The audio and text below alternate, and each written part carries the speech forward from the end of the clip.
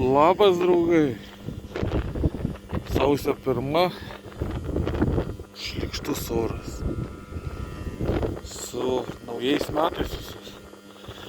Kadangi šlykštus oras, ateik pasisveikyk. O, pasisveikyk, sakau. Trinasi tam šalta. Ką mes čia darom? Ogi nutraukinėjam vandenį. Ir leisim siurblį. Taip, pasidariau siurblį, susirišau su trosu.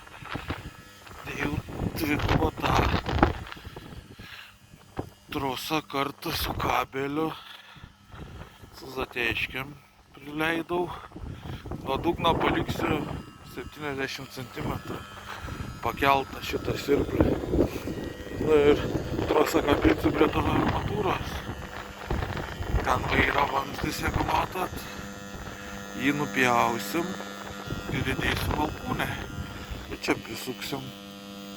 Viską susiruošiau. Laukiu draugą, kol atvažiuos padėti.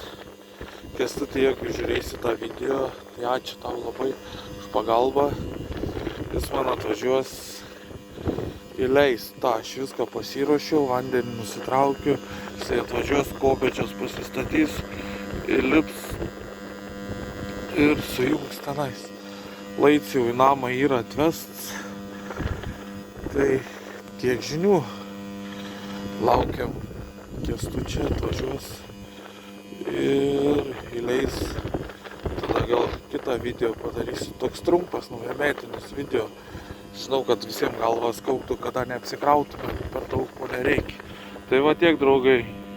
Gerų naujų.